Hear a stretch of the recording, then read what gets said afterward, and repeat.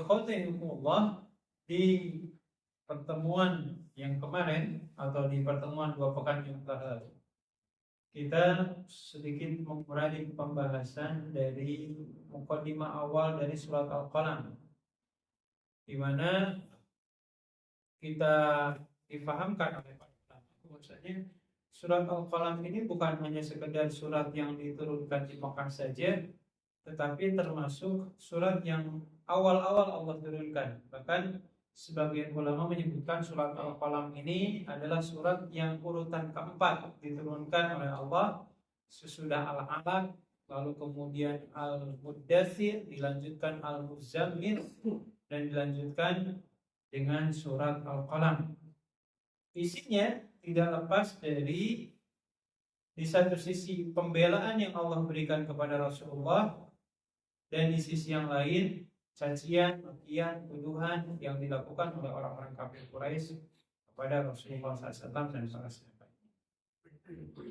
Maka di ayat-ayat pertama Allah Ta'ala memberikan pujian, ma anta binikmati rabbika bimajnun wa innaka la ajrun bighairi mamnun wa innaka la ala khuluqin azim. Kata Allah, kau itu bukan orang gila, bahkan kau sudah mendapatkan kenikmatan berupa predikat seorang nabi, seorang rasul. Kau itu bukan orang gila, bahkan kau dapat pahala yang enggak pernah putus-putus.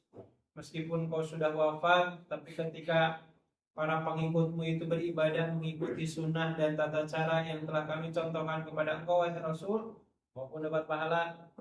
Sampai kemudian puncak-puncaknya Allah Ta'ala memberikan satu pengakuan dan pujian, kata Allah, wa innaka la'ala khuluqin azim, dan sesungguhnya engkau, wahai Rasulullah, adalah makhluk atau hamba Allah yang memiliki akhlak yang paling agung. Jadi di sini menggunakan, kalau dalam bahasa Arab istilahnya sigot tafdil. Tafdil itu artinya menunjukkan sesuatu yang sangat tinggi yang tidak ada bisa siapapun yang bisa mengalahkannya. Jadi kalau seluruh umat manusia yang soleh semuanya dikumpulkan, maka manusia yang paling soleh dari seluruh manusia yang ada, ya kata Allah, wa innaka la'ala khuluqin azim, kau itu yang memiliki akhlak yang paling. Nah, oleh karenanya di ayat-ayat yang akan kita kaji hari ini, dari ayat yang ke-5 sampai dengan ayat yang ke-15, kita akan coba uraikan seperti apa kemudian. Kalau tadi pembelaan Allah kepada Nabi Muhammad, nah sekarang cacian makian dari Allah kepada orang yang menuduh Nabi Muhammad sebagai orang gila, yang menuduh Nabi Muhammad sebagai orang yang sekedar mengada-ngada dan seterusnya. Nah, dalam hal ini para ulama ahli tafsir menyebutkan di antara orang yang suka mencaci maki dan menyakiti hati dan perasaan Rasulullah, salah satunya ada yang bernama Al-Walid bin Uqbah. Al-Walid bin Mughirah. Namanya Al-Walid bin Mughirah. Al-Walid bin Mughirah itu ayahandanya dari Khalid bin Walid. Jadi kalau anaknya seorang sahabat Nabi yang loyal, yang istiqomah, meskipun sebelumnya yang asbab wasilah kecerdasan Khalid bin Walid inilah yang mengakibatkan Rasulullah dan kaum muslimin mengalami kekalahan di perang Uhud. Ya, tapi di perang-perang selanjutnya, mobil khusus ketika kota Mekah sudah biidznillah ditaklukkan, Khalid bin Walid kemudian mendapatkan hidayah dari Allah dan akhirnya bersangkutan masuk Islam.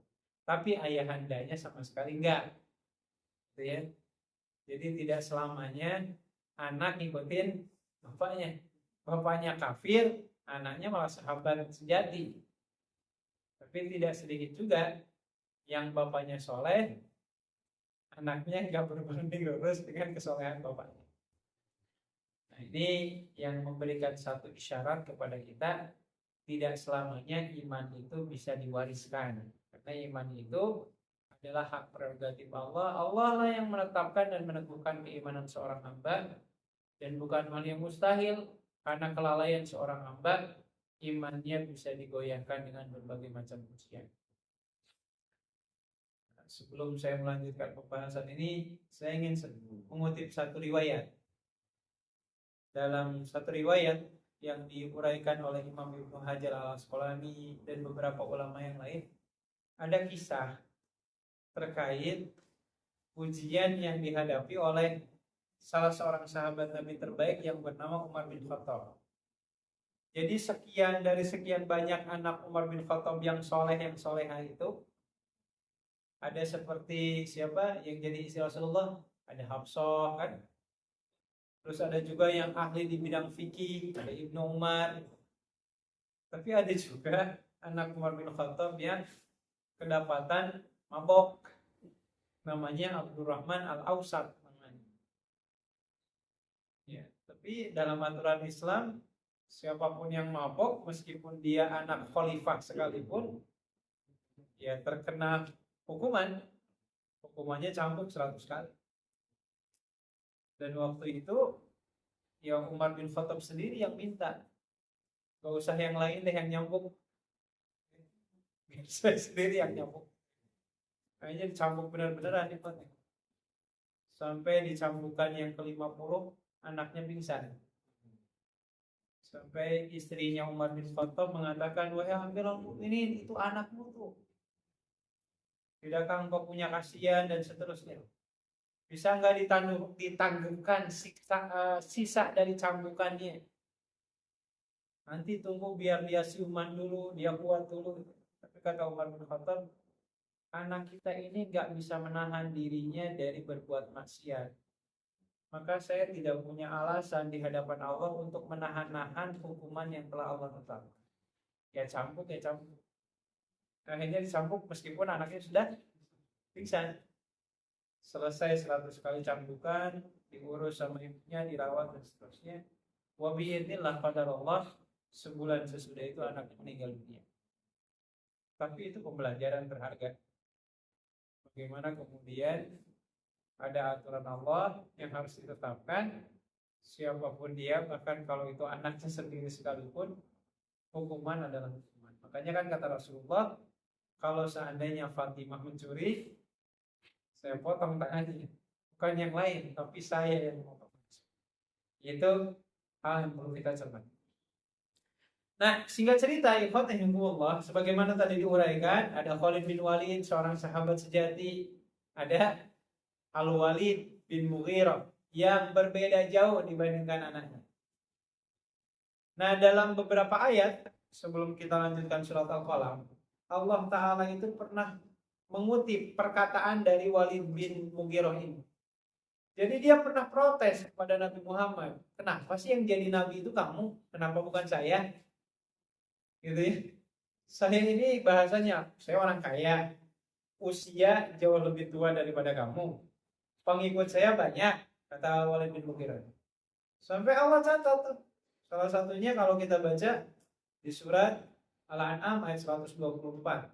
A'udzubillahi minasyaitonirrajim. Wa idza ja'atum ayatun qalu lan nu'mina mislama utiya rasul. Dan apabila ayat-ayat kami itu diturunkan kepada Nabi Muhammad, dia akan mengatakan, coba ayat itu diturunkan ke saya. Niscaya saya akan mengimani.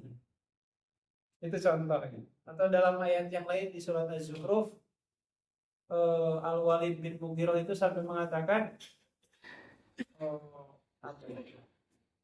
kalau bahasa kita itu, kenapa ayat-ayat suci Al-Quran itu tidak diturunkan ala rajulin min qaryataini azim. Kalau di Al-Quran di surat Al-Zukhruf ayat 31 dan 32. Kenapa yang di Al-Quran itu diturunkan ke orang yang seperti ini? Kenapa engkau diturunkan kepada orang yang seperti saya? Yang saya ini adalah orang yang terkenal di dua kampung. Maksudnya dua kampung di sini adalah Kota Mekah dan Taif. Jadi ini wujud kesombongan, meskipun di hatinya dia meyakini kalau isi Al-Quran itu benar. Cuman karena kesombongannya saja, sampai tadi kan mengatakan coba diturunkannya ke saya dan kepada Muhammad dan seterusnya.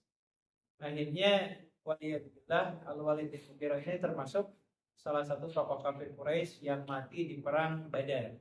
Itu salah satu dari tokoh-tokoh, selain ada Abu Jahal, ada Umayyah bin Khalaf, ada juga Al-Walid bin Mughirah. Nah, singkatnya ikhwatullah, kembali ke pembahasan kita. Jikalau di surat Al-Qalam dari ayat kedua sampai ayat keempat isinya adalah pujian dan pembelaan Allah kepada Nabi Muhammad. Nah, di ayat yang selanjutnya dari ayat 8 sampai selanjutnya isinya adalah cacian makian Allah kepada yang ngata-ngatain Muhammad sebagai orang gila dan seterusnya. Maka Allah katakan, "Fala a'udzubillahi minasyaitonirrajim. Fasatubsiru wa yubsirun." Dan kamu pasti akan melihat sebagaimana mereka juga akan melihat. Bi ayyikumul maftun. Siapa sih orang yang gila antara kalian berdua, kata Allah. Ya. Karena secara pandangan Allah Azza wa Jalla secara umum tidak ada orang yang dianggap gila melebihi kegilaan orang yang dia sudah mengimani ayat-ayat suci Al-Quran, tapi karena kesombongannya dia akhirnya menolak. Dan tidak ada alasan apapun ketika sudah benar-benar mengimani. Dan ini sama persis seperti yang dilakukan oleh Abu Lahab dan teman-temannya. Kalau kita baca sejarah, ketika Nabi Muhammad SAW mengumpulkan kaum kafir Quraisy di Bukit Safa dan Marwah, sampai turun surat tabat yada abil lahabi wa tab. Kan saat itu Abu Lahab nanyanya gini, kalau saya masuk Islam, untungnya buat saya apa? Cuma itu doang. Kata Rasulullah SAW, kalau Anda beriman, maka kedudukan Anda mulia di hadapan Allah. Maka kata Abu Lahab, ya kalau saya beriman, Bilal beriman, ya berarti kedudukan kita sama. Enggak mau saya kalau kayak gitu. Sehingga keluarlah sebuah ucapan, tabban laka ya Muhammad, alihada jama'atana. Celaka Muhammad. Apakah karena untuk urusan ini kau mengumpulkan kami semua? Maka Allah menurunkan ayat pembelaan. Tabbat yada abil lahabi wa tab. Yang celaka itu bukan Muhammad, tapi yang celaka itu adalah diri kamu sendiri, wahai Abu Lahab. Nah, jadi Allah Azza wa Jalla menegaskan, siapa sih orang yang gila, siapa sih orang yang secara umum ada dalam kesesatan dan seterusnya. Kata Allah, fasatubsiru wa yusiru. Insya Allah kamu akan melihatnya, wahai Rasulullah, sebagaimana pula mereka akan melihat siapa di antara kamu berdua yang dalam posisi sesat atau dikalahkan dalam pandangan Allah. Mungkin kita teringat dengan doanya Abu Jahal kan, yang sering mungkin beberapa kali saya ulang. Di malam hari sebelum terjadinya perang Badar, Abu Jahal kan berdoa dulu. Ya Allah, Engkau sesungguhnya tahu siapa yang memutus silaturahmi, apakah saya atau Muhammad. Ya Allah, Engkau sesungguhnya tahu siapa sih orang yang membawa ajaran yang baru yang tidak pernah kami ketahui sebelumnya. Hingga akhirnya keluarlah ucapan fa'ahinul ghadah. Ya Allah, besok kan perang, maka tunjukkanlah siapa yang hina dalam pandanganmu itu. Ya akhirnya kan benar-benar terjadi perang Badar keesokan harinya, dan Abu Jahal mati di perang. Ya akhirnya kan jasadnya dicemplungin ke sumur kan. Sudah dicemplungin ke sumur, baru Rasulullah mengatakan, nyebutin namanya, wahai Abu Jahal, wahai ini, wahai ini, wahai ini. Ini adalah balasan ketika kalian tidak mau beriman kepada Allah dan Rasul. Jadi ikhwatanillah, ya bagi kita nggak mesti harus nunggu seperti Abu Jahal dulu ya. Maksudnya nunggu mati dulu baru percaya. Masa iya nunggu mati baru percaya? Nggak seperti itu. Itu kaidah yang harus kita. Nah, Allah Azza wa Jalla kemudian menegaskan fasatubsiru wa yubsirun bi ayyikumul maftun, dan di ayat yang selanjutnya inna rabbaka huwa a'lamu biman dhalla an sabilihi wa huwa a'lamu bis-sabil. Hanya Tuhanmu yang tahu siapa di antara kalian berdua yang pertama yang sesat dari jalan Tuhannya, sebagaimana Tuhanmu yang maha tahu siapakah orang yang paling layak mendapatkan hidayah dari kamu.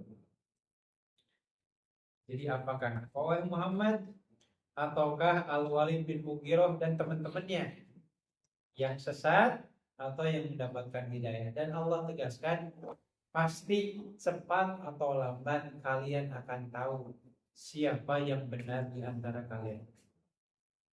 Dan memang ikhwanullah terkadang kebenaran dan kesesatan itu terkadang tanpa harus dibuktikan oleh kita, seiring berjalannya waktu akhirnya terbuka sendiri.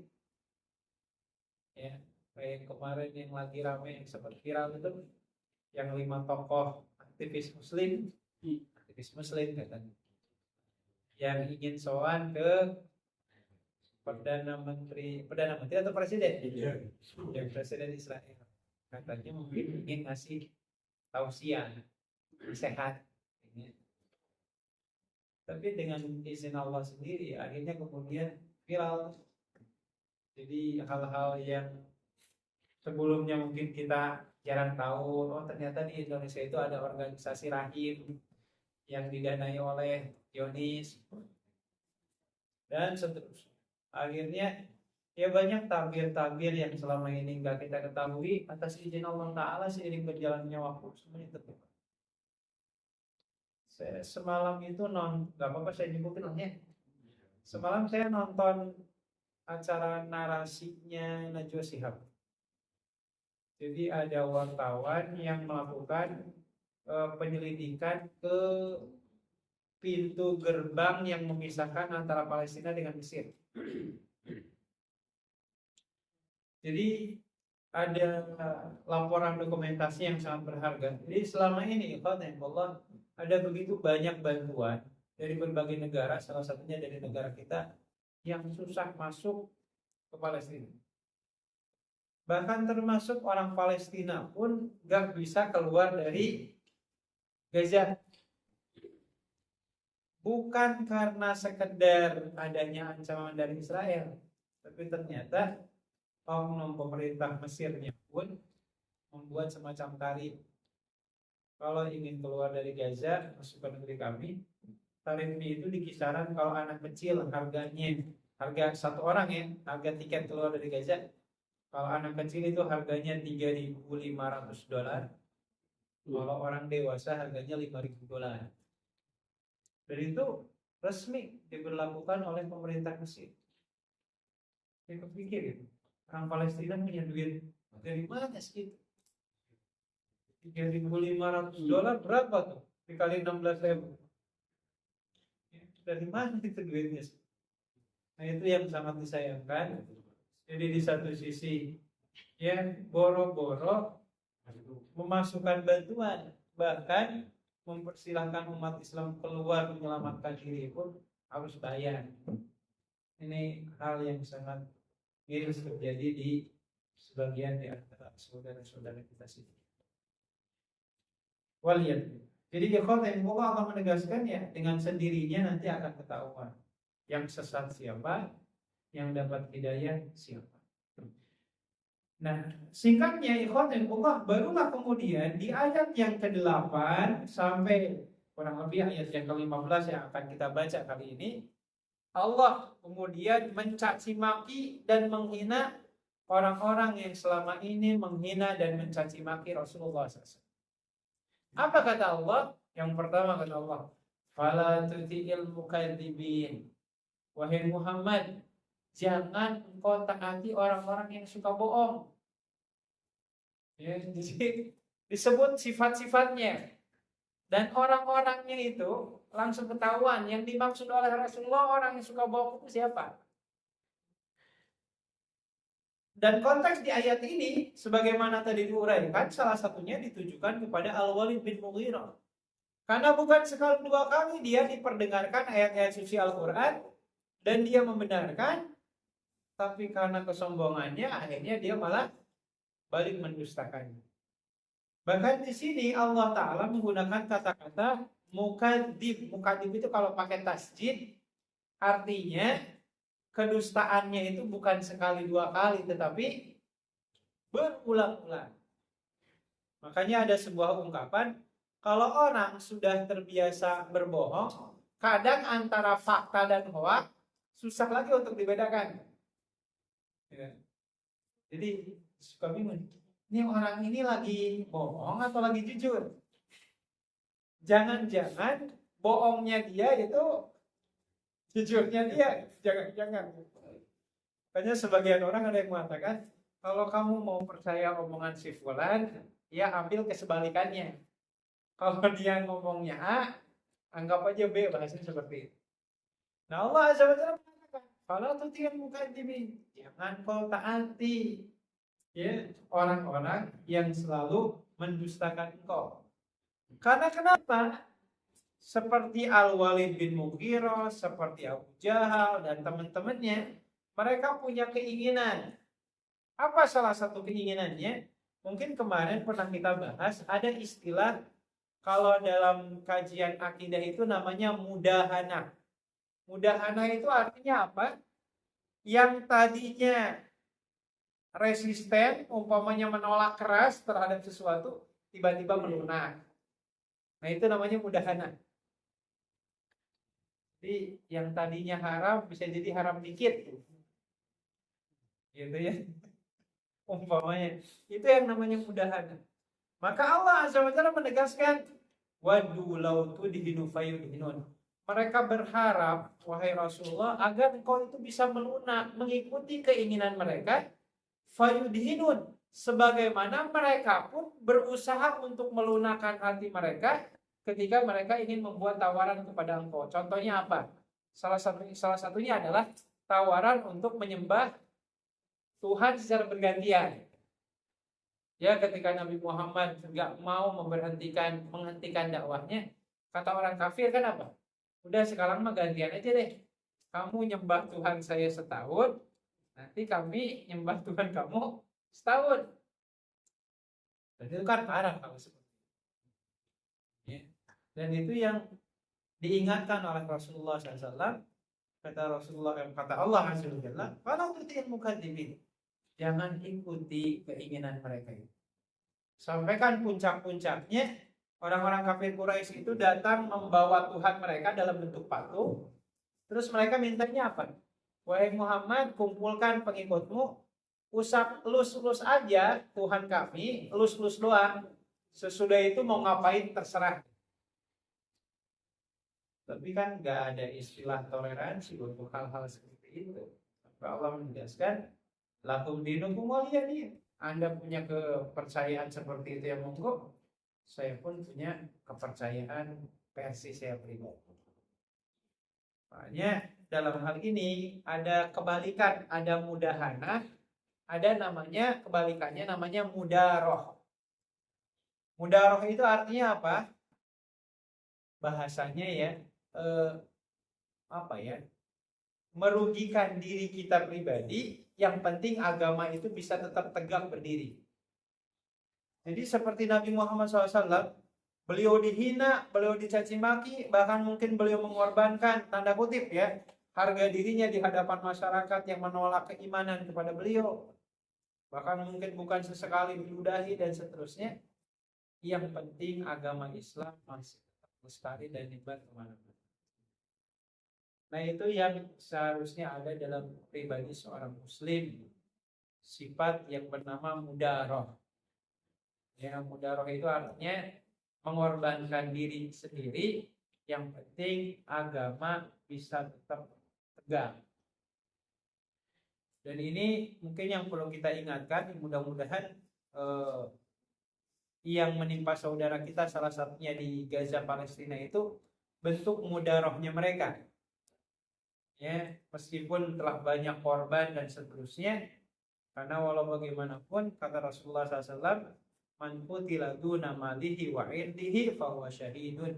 Siapa orang yang terbunuh demi menjaga kehormatan dirinya atau menjaga hartanya, maka insya Allah mudah-mudahan kalaupun yang bersangkutan meninggalnya dinilai sebagai orang yang mati syahid secara umum. Nah, Allah Azza wa Jalla mengingatkan, jangan kau taati orang-orang yang suka berdusta itu. Dan jangan pula engkau bersikap melunak dari setiap permintaan-permintaan mereka, sebagaimana mereka juga melunak dalam urusan ibadahnya. Jadi ini kan menunjukkan kalau orang-orang kafir Quraisy sampai seperti itu gantian ibadahnya, berarti kan mereka nggak yakin-yakin amat sama Tuhannya. Ya, karena nggak ada istilah sampai gantian beribadah seperti itu. Kalau seandainya mereka meyakini kalau Tuhan mereka itu memang benar-benar Tuhan yang layak untuk disembah. Itu catatan yang Allah Azza wa Jalla ingatkan. Jangan kau taati orang-orang yang suka bohong. Selanjutnya kata Allah, wala tuti'u alafin mahin. Jangan juga kau taati siapa? Di samping suka bohong, halafin, banyak bersumpah. Demi Allah, demi Allah, demi Allah. Tetapi mahin, isi sumpahnya hanya kehinaan doang. Demi Allah, saya nggak pernah melakukan ini. Demi Allah dan seterusnya. Jadi ini yang dilakukan oleh, kalau kita ambil cerita ya, Imam Al-Mutawalli Asy-Sya'rawi dalam kitab tafsir Rawahul Bayan itu bercerita, dalam tafsir Asy-Sya'rawi beliau bercerita tentang kenapa sih Nabi Adam itu mau makan buah oli. Kan kalau versinya di kitab Injil itu kan sebenarnya bukan karena sekedar tertipu dengan rayuannya iblis, tapi juga karena ada permintaan dari istrinya yang bernama Hawa. Padahal kan baik dalam Quran ataupun Sunnah kan nggak ada kisah-kisah yang menyalahkan Siti Hawa di dalamnya. Itu murni antara dialognya Nabi Adam dengan iblis. Dan ternyata dalam beberapa riwayat ketika Nabi Adam itu ditanya, kenapa engkau berani makan buah khuldi? Jawaban Nabi Adam itu adalah, saya nggak nyangka kalau ada makhluk Allah yang sudah bersumpah atas nama Allah, ternyata dia bohong.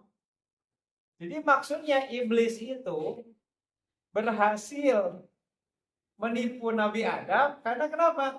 Karena bersumpah. Kalau kita baca di surat Al-A'raf ada kalimat seperti ini. Wa qasamahuma inni lakum minan nasihin. Dan iblis bersumpah atas nama Allah, sesungguhnya saya adalah pemberi nasihat yang baik. Nah, akhirnya sesudah bersumpah dengan nama Allah, mau deh itu Nabi Adam makan buah khuldi.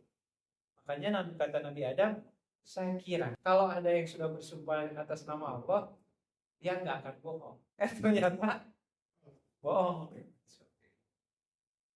Ini berbahaya ya, apalagi kalau siapapun di antara kita menempati posisi atau jabatan tertentu sudah disumpah lagi gitu ya. Bahkan di negara kita ada tradisi sumpahnya pakai apa? Pakai Quran. Pakai Quran. Jangan sampai kemudian ya, sumpah atas nama Allah itu dijadikan sebagai penghias bibir saja. Maka Allah tegaskan, ini orang-orang yang menjelek-jelekan Nabi Muhammad itu, kata Allah, mereka ini orang-orang yang gak perlu dipercaya omongannya. Karena kenapa? Satu, suka bohong. Dua, suka banyak bersumpah. Gitu.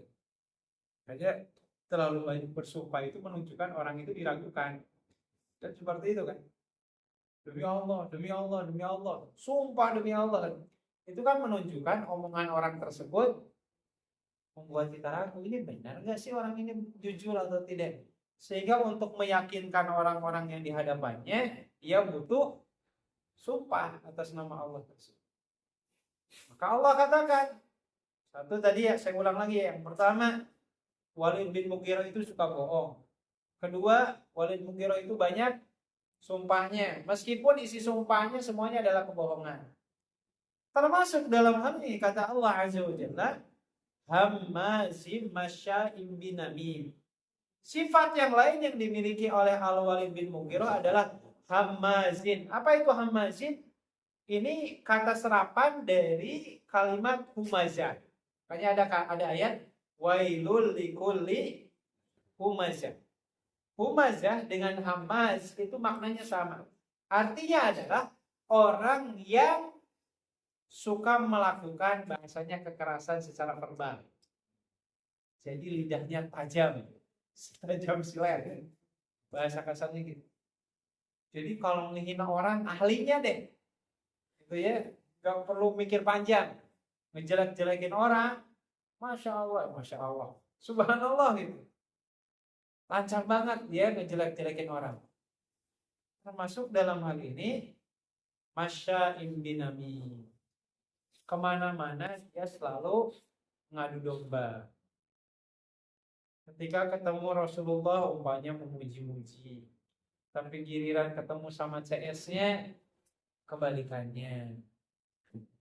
Makanya ini kita diingatkan dalam salah satu riwayat yang diriwayatkan oleh Imam Bukhari Muslim terkait Rasulullah pernah melewati kuburan. Terus Rasulullah mendapatkan wahyu dari Allah. Lalu kemudian kata Allah, wahai Rasulullah, sesungguhnya dua penghuni kuburan ini sedang disiksa oleh Allah. Amma ahaduhuma fakana la yastatiru minal baul. Ini orang yang pertama disiksa kenapa? Karena dia tidak bisa berhati-hati dari percikan air kencing. Wa ammal akharu fayamshi binamimah. Adapun yang satu suka mengadu domba. Akhirnya kan dalam riwayat tersebut Rasulullah meminta para sahabatnya untuk minta dipotongkan pelepah kurma ya dari pohonnya yang masih menghijau, lalu kemudian dipotong dibelah dua, terus ditancapkan di dua kuburan tersebut. Dan Rasulullah berdoa, la'allallahu yukhaffifu anhumal adaba ma lam yaibasa. Ya Allah, mudah-mudahan Engkau meringankan siksaan untuk dua hambamu ini selama pelepah kurmanya belum mengering. Cuman di masyarakat kita pelepah kurmanya diganti jadi bunga, gitu tuh. Ya biar bunganya tahan awet, plus diguyur pakai air, atau ada juga yang sudah sepaket, air sebotol dimasukin, bunga diguyurin gitu. Dengan alasan pelepah kurma juga kan pohon, tumbuh-tumbuhan, ya kan bunga juga bisa, gitu ya. Fungsinya yang penting sama lah, pohon atau tumbuhan yang disimpan di permukaan kuburan. Mudah-mudahan bunga-bunga tersebut bisa meringankan siksaan. Cuman ini perlu dikritisi kan. Dan para ulama banyak mengkritisi pandangan seperti ini. Karena kenapa? Ini yang pertama dulu ya, Rasulullah nancepin pelepah kurma itu karena Allah ngasih tahu jikalau dua penghuni ini sedang disiksa. Hanya Rasulullah nancepin, bahkan sampai berdoa. Nah pertanyaannya, kalau kita naburin bunga di atas kuburan, mohon maaf, berarti kita sudah berprasangka buruk pada penghuni kuburan itu, bahwasanya dua-duanya sedang disiksa oleh Allah. Dan itu yang dikritisi kata para ulama, hati-hati nih. Anda kalau mempraktekkan dalil pelepah kurma diganti dengan bunga, lalu kemudian dicocok-cocokin, cocokologi lah ya. Ya kalau konteksnya itu adalah pelepah kurma, ya konteksnya karena Allah ngasih tahu Nabi Muhammad kalau penghuninya lagi disiksa. Nah pertanyaannya, ketika nanti siapapun di antara kita ziarah kubur, naburin bunga, tujuannya apa? Tujuannya apa? Kalau Anda meyakini seperti yang dilakukan oleh Rasulullah, musibah. Anda bersuudzon kepada orang yang sedang dikubur itu. Berarti dia sedang disiksa oleh Allah, sehingga butuh adanya tumbuhan atau pepohonan yang mudah-mudahan tumbuhan itu bisa meringankan siksaan sampai dia belum mengering. Itu kan salah satu. Itu yang pertama. Terus yang kedua, kalaupun kita mau mengamalkan hadis ini, kenapa enggak pakai pelepah kurma aja sekalian? Kan di Kerawang udah banyak tuh pelepah kurma. Enggak perlu pakai bunga-bungaan. Bahasanya gitu. Kalau konteksnya hadis itu pakai pelepah kurma, ya di sini juga kan ada ya pohon kurma ya. Siapa tahu ada waliyatubillah ya, kalau suatu saat ada jamaah apa meninggal dunia nih, berinisiatif pakai pelepah kurma tancepin di kuburannya. Itu kan musibah juga ya kan. Dan secara umum, ini yang paling penting harus kita pahami, diringankannya siksaan dalam hadis tadi bukan karena pelepah kurmanya, tapi karena Rasulullah yang ngedoainnya. Jadi Rasulullah berdoa, ya Allah, ringankanlah siksaan penghuni kubur ini selama pelepah kurmanya belum mengering. Jadi kalau masih basah, insya Allah atas doa yang dipanjatkan Rasulullah, siksaan untuk penghuni kubur tersebut akan Allah ringankan. Jadi ini yang harus kita pahamkan. Allah. Jadi maksud saya ketika siapapun di antara kita ketika nanti kita ziarah kubur, entah itu saya ziarah ke makam orang tua saya, bapak saya, atau siapapun, ya ketahuilah orang yang sudah meninggal nggak butuh bunga. Ya, nggak butuh bunga. Lebih baik daripada beli bunga, uangnya diinfakin, disedekahin. Bahasanya kalau mau ngirim pahala, ya seperti yang diyakini oleh mazhab Imam Hanafi dan beberapa ulama yang lain, kecuali Imam Syafi'i ya. Imam Hanafi, Maliki dan Hambali punya keyakinan kalau ibadah yang sifatnya materi, yang sifatnya ngeluarin biaya, itu insya Allah pahalanya nyampe. Seperti badal haji atau umpamanya wakaf. Karena ada hadis kalau anak cucu Anda meninggal terputus seluruh amalannya kecuali salah satunya sedekah jariyah, nah, yang itu diartikan dengan wakaf. Maka kalau kita wakaf atas nama bapak kita yang sudah meninggal, ibu kita yang sudah meninggal, jumhur mayoritas para ulama mengatakan insya Allah pahalanya nyampe. Yang tidak mengatakan nyampe cuman Imam Syafi'i doang. Karena Imam Syafi'i tegas, dia mengutip salah satunya di surat An-Najm, termasuk di surat Al-Zalzalah. Kalimatnya, "Fama ya'mal misqala dzarratin khairan yara, wa may ya'mal misqala dzarratin syarran yara." Siapa orang yang melakukan kebaikan, ya pahalanya untuk dia. Gak ada giring-giring yang lain. Dan siapa orang yang melakukan keburukan, kemaksiatan, maka dosanya juga untuk pelakunya. Makanya kata Imam Syafi'i, seluruh ibadah dan termasuk seluruh dosa dan maksiat itu akan kembali kepada pelakunya. Nggak ada yang namanya ngirim-ngirim pahala. Cuman anehnya di masyarakat kita nggak ngamalinnya madhab yang lain, nggak madhab Imam Syafi'i. Itu yang perlu kita coba paham. Nah, oleh karenanya ikhwatillah di ayat ini Allah ingatin kepada Nabi Muhammad SAW dan kepada kita semua, jangan ikuti cara-cara seperti Walid bin Mughirah. Seperti apa? Melakukan kebohongan, terlalu banyak bersumpah, dan isinya juga kebohongan, termasuk kemana-mana selalu mengadu domba. Termasuk dalam hal ini, mungkin kita tidak banyak ya, di ayat ke-12 dan 13 Allah menegaskan manna ilil khairi mu'tadin asim. Ketika ada orang yang mau melakukan kebaikan, Al-Walid bin Mughirah ini malah hobinya itu menghalang-halangi.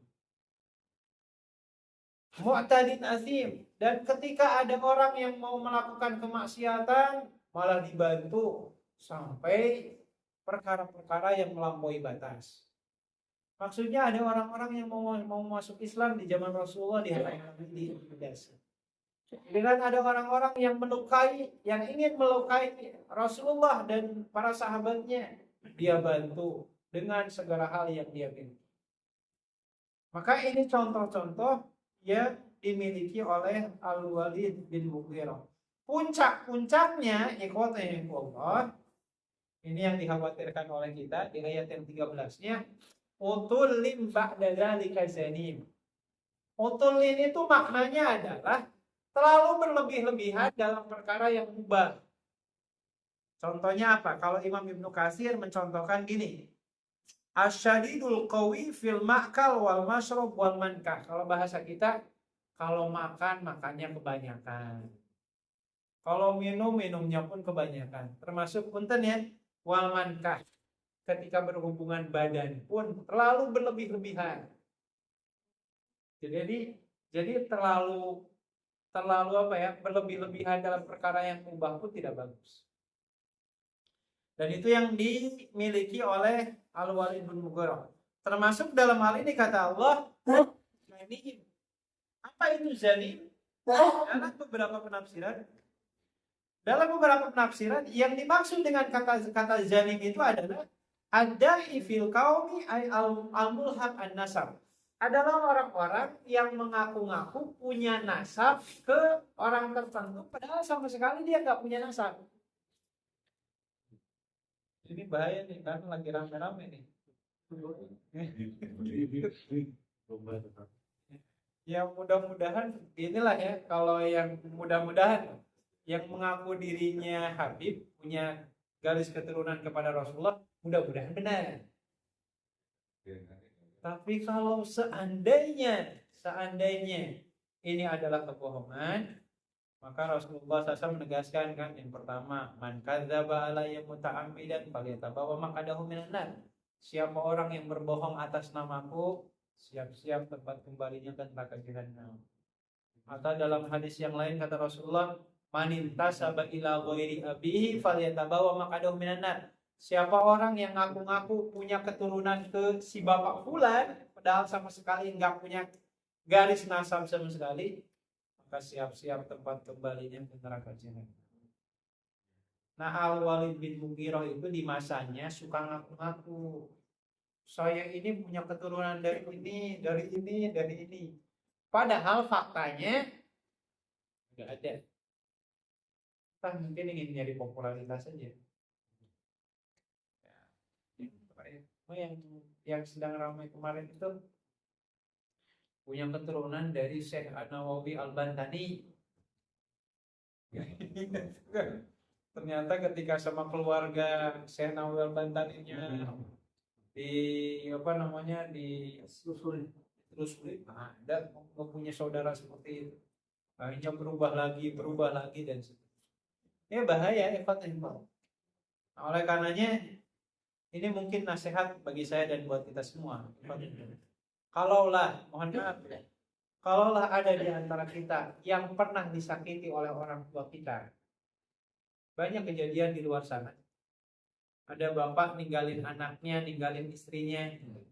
Setelah bertahun-tahun kemudian ketika sang bapak sudah lansia, udah nggak mampu apa-apa, tiba-tiba datang ke anak istrinya. Sementara anaknya udah sukses dan seterusnya. Kalau mungkin atas dasar sakit hatinya sang anak, akhirnya sang anaknya nggak mau ngakui dan nggak mau menerima bapaknya. Nggak boleh seperti itu. Jadi bahasanya sesalah-salahnya orang tua kita, tetap mereka adalah orang tua kita. Karena ketika seorang anak tidak mau mengakui darah dagingnya sendiri, meskipun orang tuanya telah banyak melakukan kezoliman, khawatir kita termasuk dalam kategori orang-orang yang dikatakan oleh Rasulullah, siapa orang yang mengingkari nasabnya, maka siap-siap tempat kembalinya adalah ke neraka jahanam. Maka terimalah orang tua yang tanda kutip telah menyakiti kita di saat kita dulu belum punya apa-apa. Tiba-tiba biarlah hari ini kita sukses, orang tua kita datang dalam kondisi sudah lemah segala sesuatunya, maka jadikanlah ini kesempatan bagi kita untuk berbakti kepada Allah. Kalaupun kita melihat banyak keburukan di sisi orang tua kita, tapi kita melihatnya adalah ini adalah perintah Allah, di mana Allah memerintahkan kita untuk memperlakukan orang tua kita dengan cara yang paling mulia. Wallahu a'lam bishawab. Ini mungkin ikhwan Allah sedikit uraian singkat dari tafsir surat Al-Qalam dari ayat 5 sampai ayat 10 kurang lebih, yang ini mengisyaratkan di muqaddimah 5 ayat pertama pembelaan dari Allah untuk Nabi Muhammad. Di 5 ayat yang kedua cacian makian yang Allah lakukan kepada orang-orang yang selama ini mencaci maki Nabi Muhammad SAW, dan Allah membukakan seperti apa sih kualitas akhlak orang yang selama ini ngejelek-jelekin Nabi Muhammad. Ternyata ya sebanding dengan ucapannya, sebanding dengan perilakunya, dan memang pantas orang-orang seperti ini tidak layak mendapatkan hidayah dari Allah Azza wa Jalla. Dia sudah tahu yang benar, tetapi karena dasar kesombongan, kebenaran itu kemudian dia campak. Wallahu a'lam bishawab. Itu mungkin yang kontenullah uraian singkatnya. Selanjutnya saya kembalikan kepada jamaah sekalian. Kalau ada yang ditambahkan atau didiskusikan, boleh sesuai materi atau luar materi. Mudah-mudahan kemudian memberkahi pertemuan kita di malam hari. Silakan. Kalau jadi ada kasus keluarga dengan yang tinggal cerai meninggal. Kemudian anak ini familia dicerai. Si anak ini dibawa sama keluarga istrinya. Di si bapak ini setiap mau jemput anak dia dikasih dibisarkan di boleh ketemu. Seiring jalan waktu sampai SMA melalui media sosial terhubunglah mereka itu anak dengan bapak.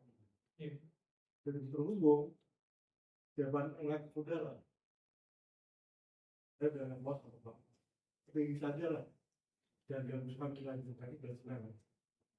Jadi pada kondisi seperti itu Pak. Posisi bapak yang maka dia mengambil nafkah itu nggak bisa. Karena biara kata Mantan istrinya. Iya. Jadi yang anaknya perempuan cuma masalahnya. gimana? Anaknya perempuan. Terus kalau nanti mereka nikah, siapa yang jadi wali? Kok bisa langsung pakai wali hakim kan? Selama ayah kandungnya masih ada. Nah ini yang harusnya dicermati secara seksama ikhwata yang pokok. Karena walau bagaimanapun rasa-rasanya kurang elok kalaulah ada kezoliman yang dilakukan oleh seorang ayah, tidak selayaknya dibalas dengan kezoliman lagi.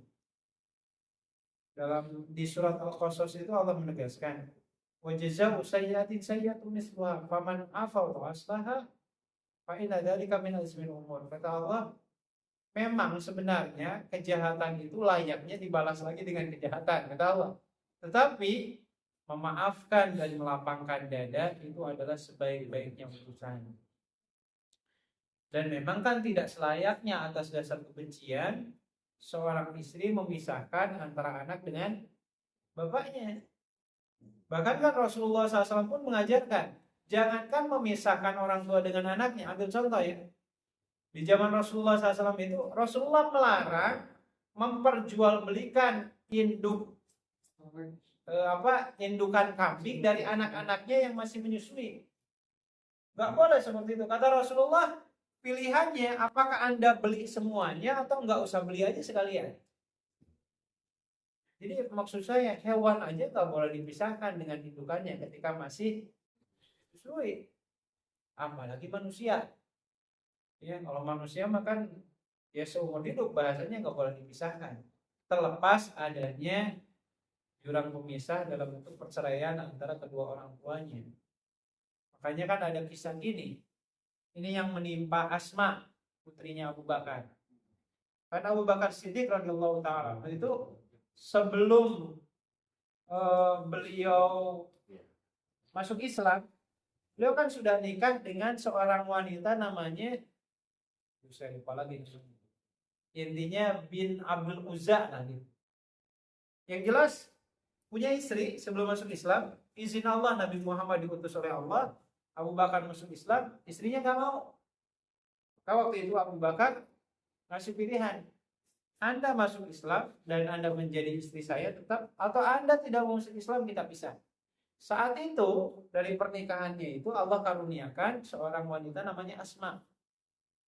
Jadi Asma dengan Aisyah itu saudara sebapak. Gitu ya. Di kemudian hari ketika Asma sudah tumbuh besar, si ibunya datang, tetapi predikatnya masih kafir. Dan saat itu Abu Bakar gak ngalang-ngalangin. Sampai kemudian Asma datang ke Rasulullah. Ya Rasulullah, ibu saya yang kafir datang ingin nengok saya. Apa yang harus saya lakukan? Ya, temui dia atau tidak? Kata Rasulullah, temui. Ya itu ibu. Jadi beda agama aja, Islam itu masih mengakui tetap jaga hubungan baik meskipun ibumu itu kafir. Dan termasuk Abu Bakar Siddiq radhiyallahu ta'ala pun tak ngalang-ngalangin. Silakan kamu ketemu dengan ibumu. Ya, bentangi, ya, perlakukan ibumu dengan cara baik. Dan kisah-kisahnya banyak lah ya. Salah satunya kalau kita baca surat Luqman ayat 15 pun ada di situ. kisah sahabat Nabi namanya Sa'ad bin Abi Waqqas, yang ibunya bersikeras untuk kafir, bahkan minta anaknya untuk kafir. Sampai si ibunya bilang, saya akan berhenti makan minum sampai kamu mau balik lagi ke ajaran nenek moyang saya. Bingung tuh Sa'ad bin Abi Waqqas saat itu. Kasihan ngelihat ibunya udah mulai lemah gitu.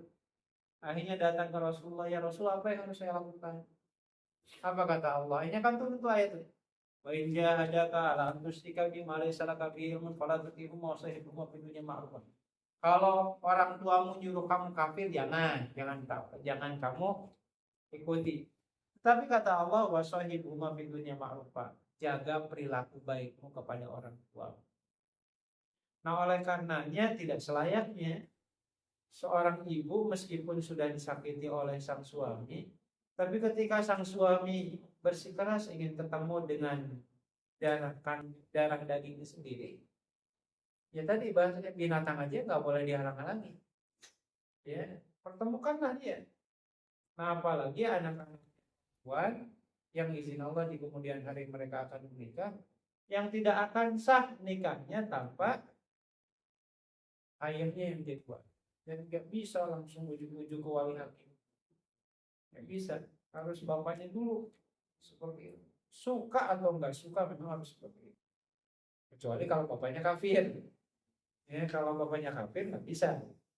Tapi kalau masih seagama, nggak ada alasan. Mungkin ini jadi kesempatan sebenarnya, sekaligus peran seorang ibu untuk untuk tetap menghargai ya siapa bapak dari anak-anak tersebut, terlepas mungkin kalau bapaknya melakukan kesalahan dan seterusnya, dan jadikan kesempatan bapaknya yang masih hidup itu sebagai kesempatan untuk berbakti. Intinya nggak boleh Nggak menghalangi keluarga ibunya kalau ibunya udah muslim. Jadi yang menghalanginya siapa?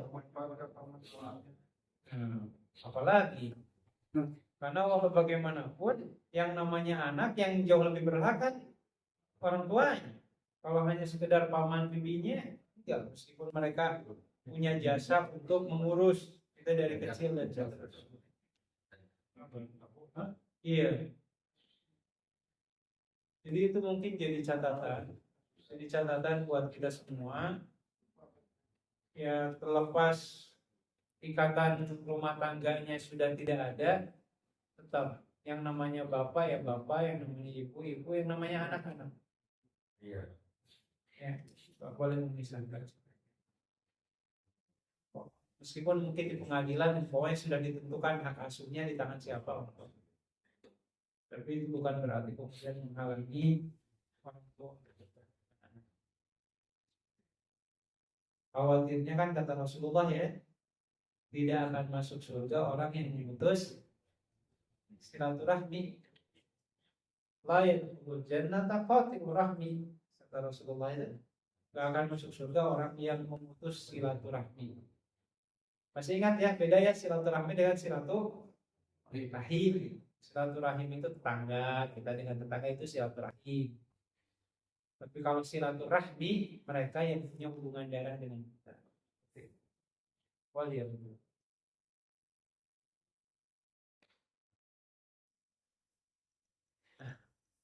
Lumayan berbeda dengan orang yang suka masuk. Gimana? Orang yang tadi suka masuk. Kami sikap kita bagaimana? Ada dua orang seperti itu. Dan di sekitar kita mungkin banyak. Coba.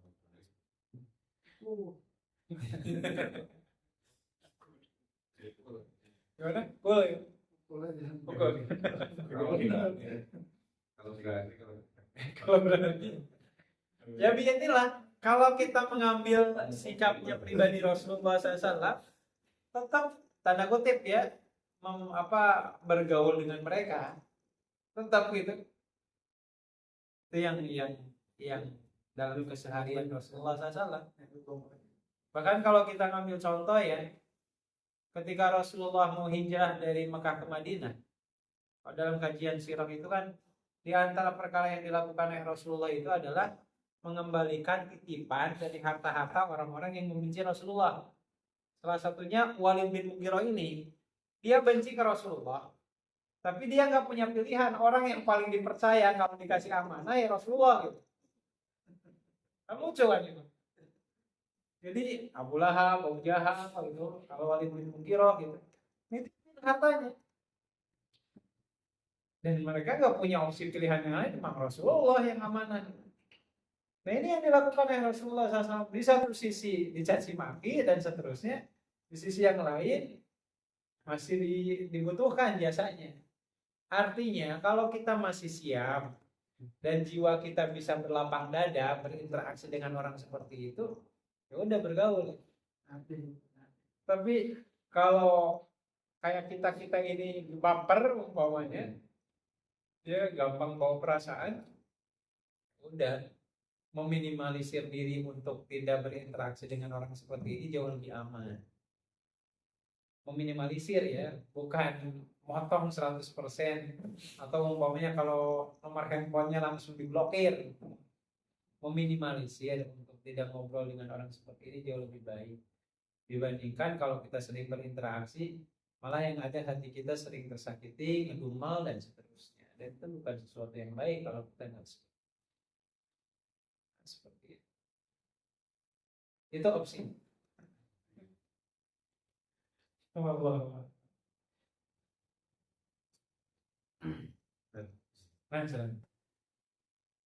Kalau umpamanya hubungan suami istri ya, suami istri salah satunya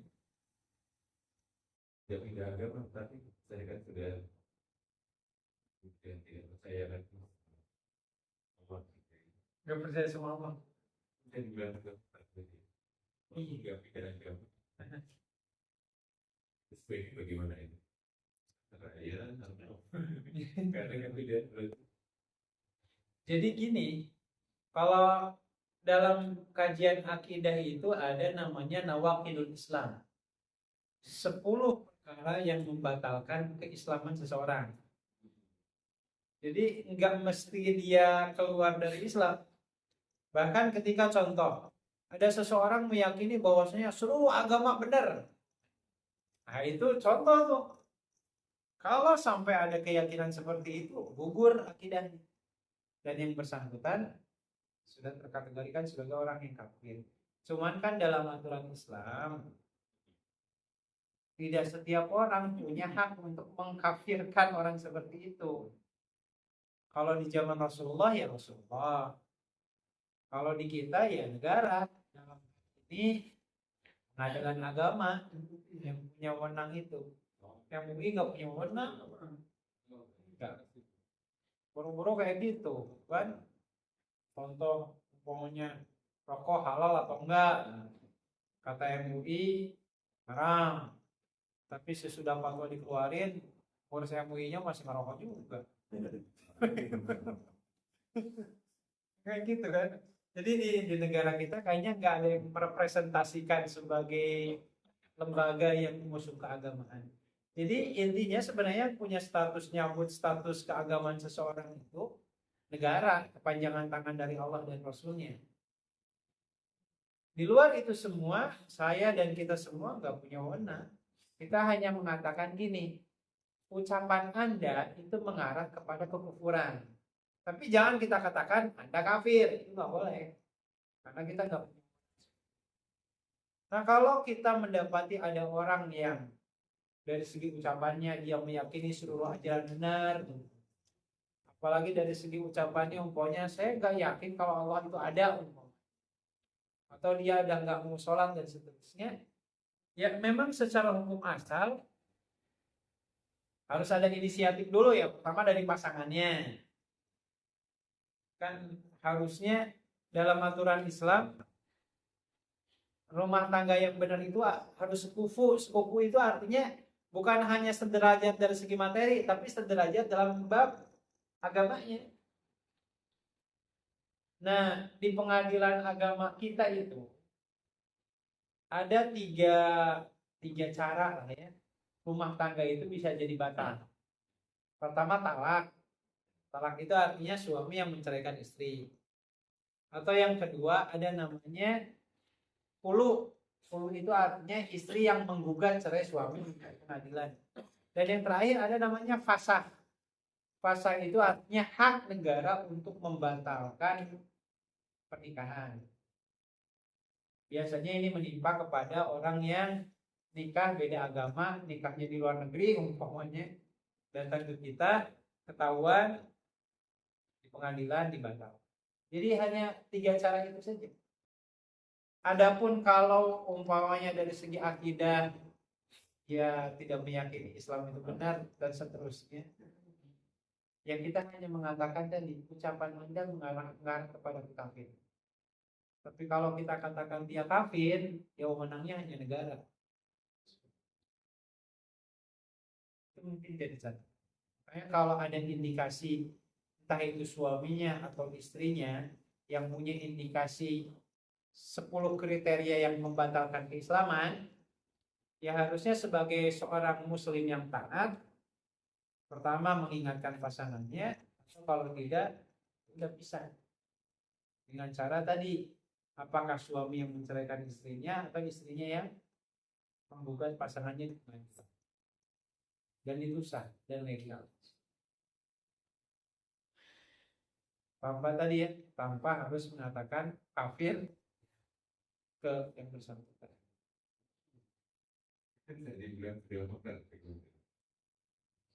Kalau dikatakan ini saya tidak percaya. Saya percaya Tuhan. Dan itu beda. iya. Ada yang menciptakan kafir gitu. Iya. Bagaimana dengan Kalimat seperti itu bernada kekafiran. Cuma tetap ya, kita secara pribadi gak bisa mengatakan Anda kafir. Tapi kita mengatakan ucapan Anda kalau seperti itu mengarah kepada kekufuran. Kalau langsung mengatakan Anda kafir, karena dalam Islam aturan mainnya jelas, apakah Allah atau Rasulnya atau negara yang punya wewenang. Karena kalau dibiarkan tanpa ada batasan itu berbahaya. Nanti bisa-bisa ada orang yang berbeda pendapat, gampang tuh langsung mengkafirkan. Itu kemarin ada salah seorang, mungkin kita tahu ya di daerah Bogor, Cilengsi, ada salah seorang ulama lah yang meninggal dunia ya. Allahumma Ustaz Yazid Jawaz. Itu kan ada salah seorang tokoh yang berkomentar seperti ini. Alhamdulillah orang seperti ini sudah mati. Yang selalu melakukan fitnah adu domba di kalangan umat Islam. Itu kan nggak bagus ya. Itu sangat disayangkan. Ya seburuk-buruknya seorang muslim ya tetap kan kita harus menjaga agamanya. Itu yang disayangkan. Itu mungkin pentingnya ada kaidah aturan main siapa yang punya wewenang untuk menjas seorang hamba itu kafir. Hanya pemerintah, enggak pribadi, apalagi ormas. Ormas Islam mau Muhammadiyah, mau Persis, mau NU, Al-Insan enggak punya wewenang. Kalau yang udah bergabung menggol ya seperti ulama juga nggak boleh. Ya. Kalau jalan diamini kafir itu nggak boleh juga seharusnya. Harusnya nih hanya mengatakan tadi ucapan ini, perbuatan ini mengarah kepada kekufuran. Kalau Anda tidak mau bertaubat, Anda khawatir dalam pandangan Allah dihukumi kafir. Tapi tidak boleh memvonis Anda kafir. Anda sesat. itu kalau dalam Al-Quran kan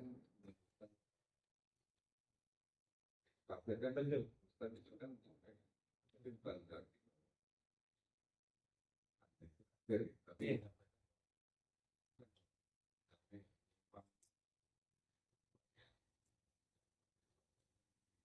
Kafir betul. Iya. Jadi artinya kita mengutip umpamanya salah satu dalil. Ada orang yang umpamanya melecehkan agama Islam, menghina Allah dan Rasulnya umpamanya. Ya kita katakan di ayat ini kalau Anda seperti itu Allah mengatakan Anda Anda kafir. Tapi bukan kita yang langsung mengatakan Anda kafir. Kalau orang muslim maksudnya. Kalau udah jelas-jelas orang kafir, nggak apa-apa yang jadi kafir. Kan mintanya non muslim. Tak boleh. Sekarang mintanya non muslim nggak mau kafir gitu. Katanya kafir itu terlalu keras. Non muslim aja. Saya mau dong. Jadi mungkin nanti nggak baca surat al-kafirun lagi mungkin. Oh ya, Yuhan non muslim.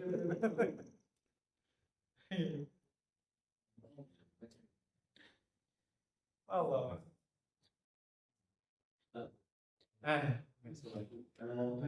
Jadi kita dapat kabar kalau mulai Januari 2025 diwajibkan semua kendaraan itu asuransi. Aduh, berat. Padahal kan beberapa urusan dengan Pera juga. Bagi partai BPJS. Iya. Jadi ikhwanullah, kalau dalam Islam itu kalau yang namanya asuransi tujuannya adalah saling tolong menolong, itu kan pernah terjadi di zaman Rasulullah SAW. Ada satu kabilah namanya kabilah Asy'ariyin namanya. Jadi satu kabilah ini punya kebiasaan baik. Jadi mereka itu di bulan tertentu ngumpulin sembako, dikumpulin semuanya, disimpan di satu tempat. Ketika nanti datang musim paceklik atau apa, dibagiin secara merata. Itu contoh bentuk gotong royong saling menanggung antara kesulitan dan kesusahan antara sesama muslim. Makanya dalam aturan Islam itu yang namanya asuransi syariah itu kan sebenarnya ada. Cuman ini mungkin nanti bisa kita detailkan, salah satunya Ustaz Herwadi itu menyebutkan. Yang pertama, yang namanya asuransi syariah itu niatnya bukan ingin nyari keuntungan. Bayar preminya sekian biar nanti bisa balik lebih gede. Nggak boleh seperti itu. Kalau tujuannya adalah untuk keuntungan, berarti itu sifatnya bukan sosial. Tapi Anda lagi nyari duit dengan cara ngeluarin dikit biar dapat banyak. Kan banyak juga orang yang berpikir gini, asuransi jiwa biar nanti saya preminya sekian, kalau saya mati duitnya lebih banyak. Kan banyak orangnya yang akhirnya seperti itu. Tujuan asuransi itu bukan ingin nolong orang, malah jadi keuntungan. Ya berarti bukan lagi, istilahnya bukan lagi tabaruk, bukan lagi sosial, tujuannya malah jadi bisnis. Kalau seperti itu udah melenceng akhirnya. Banyak pelaku asuransi itu mengiming-imingi masa depan yang belum pasti. Pak nih, kalau bapak nanti pensiun, anak bapak mau kuliah, duitnya ada ini. Padahal masih jauh gitu perjalanan cukup. Tapi ngomong dan seperti itu tuh. Nah itu yang pertama, catatan dulu ya. Dan di sisi yang lain dalam aturan Islam itu contoh yang namanya premi yang sudah kita bayarkan itu, kalau dalam aturan Islam premi itu tetap menjadi uang pribadi kita, tidak diklaim menjadi uang milik perusahaan. Jadi kalau kita bayar preminya kayak tadi nih BPJS nih, kita per bulan bayarnya berapa? 100.000 umpamanya. Dalam setahun umpamanya 1.200.000. Ya kalau seandainya kita mau menarik, ya balikin lagi 1.200.000. Makanya dalam dulu ya, tadi saya nyebutin nama boleh ya? Nggak boleh narik. Contoh, bentar nih, wakil presiden kita dulu sebelum jadi wakil presiden, beliau mengatakan ini sudah masanya BPJS itu harus dibagi dua. Ada BPJS syariah, ada BPJS konven. Karena kalau konsep BPJS syariah itu, kalau Anda bayar premi, Anda sakit, maka Anda hanya akan di-cover sesuai dengan biaya premi yang Anda keluarkan. Jadi Anda premi dalam setahun 1.200.000. Kalau Anda tergeletak dirawat di rumah sakit, ya Anda cuma dapat 1.200.000. Selebihnya itu uang milik orang. Banyak gitu kalau pendekatan. Sekarang enggak. Sekarang muncul kan secara umum nggak ada lagi BPJS Syariah, semuanya BPJS Konven lah. Jadi yang tadinya haram bisa berubah jadi oh ini baik karena tolong menolong dan seterusnya. Ya, oleh karenanya ini mungkin pertama ya, karena ini yang namanya BPJS, termasuk nanti kalau saya sih berharap mudah-mudahan nggak jadilah asuransi kendaraan bermotor itu ya, karena di perpanjang STNK juga di situ udah ada asuransinya, kita bayar kan sebenarnya. Ya, ada jasa harganya. Tahu mudah-mudahan bukan akal-akalan. Kalaupun itu diberlakukan, pertama ya kewajiban kita selaku warga negara yang baik ikuti aturan pemerintah. Seperti tadi BPJS dan seterusnya. Tapi ingat yang kedua, kita itu punya hak, yang hak kita itu sebanding dengan biaya yang kita keluarkan. Anda keluarnya 1.200.000 ya hanya dapatnya 1.200.000. Harusnya seperti itu. Maka ketika saya atau siapapun di antara kita waliyadzubillah suatu saat dirawat di rumah sakit pakai BPJS, harusnya secara aturan Islam boleh pakai BPJS itu, tapi sebanding dengan biaya yang kita keluarkan. Karena di luar itu semua itu bukan harta milik kita. Seperti itu sebenarnya aturan. Jadi tetap kita ikuti aturan. Cuman kan kadang orang itu banyak berpikir pakai BPJS itu biar bisa murah, bahkan kalau bisa gratis aja sekalian. Ya saya sih berharap mudah-mudahan ya, mudah-mudahan program-program seperti ini suatu saat di cover semuanya sama pemerintah. Nggak usah minta duit lagi ke rakyat. Mudah-mudahan. Mudah-mudahan. Jadi ada orang yang sakit tinggal di cover sama negara. Atau kalau harus bayar mudah-mudahan bisa jauh lebih murah. Ini nggak tahu benar atau nggak, dok? Katanya berobat di negara tetangga jauh lebih murah daripada di kita kan? Kayaknya. Kasus tertentu ya. Jadi saya Malaysia. Bukan Singapura. Malaysia. Karena memang bukan masalah biaya obat yang murah ya, tapi pemerintah yang mengcover sekian persen. Subsidinya bagus, akhirnya biaya pengobatan itu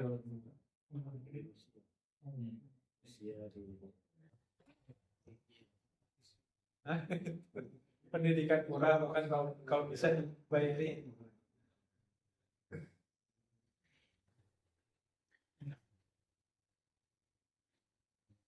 Ya makanya kalau kita ngambil contoh ya, mungkin sebelum sebagai penutup, saya ambil contoh negara seperti Sudan yang hari ini sedang perang, tapi pendidikan masih gratis, masih sanggup gratis. Jadi guru-gurunya, dosen-dosennya masih di cover sama negara. Padahal detik ini mereka sedang perang. Dari mana penghasilannya? Karena kalau di Sudan, setiap universitas itu punya wewenang untuk mengelola kilang minyak sendiri-sendiri. Itu salah satunya. Jadi punya aset usaha, yang aset usaha ini dikelola oleh pemerintah, tapi murni untuk pengembangan lembaga pendidikan. Itu sudah. Tapi di Sudan tadi yang ngelola benar-benar pemerintah, tapi keuntungannya memang diarahkan ke lembaga pendidikan. Jadi Sudan, meskipun negaranya lagi konflik sekarang, mudah-mudahan negara kita suatu saat nanti ya bisa jauh lebih sejahtera.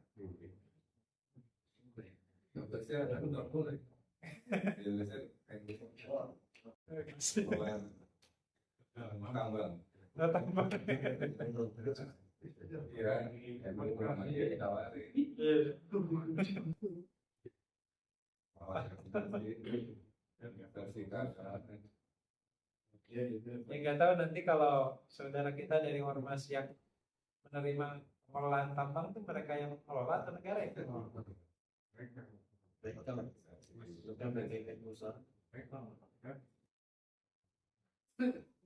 Itu punya tampang. Pokoknya dia pakai tampang. Wallah. Baik, mungkin kita cukupkan dulu kajiannya.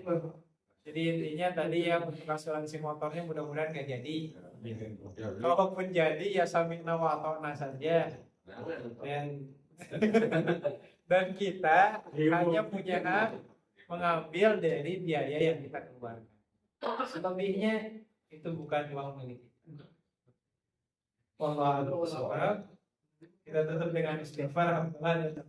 Astagfirullahaladzim.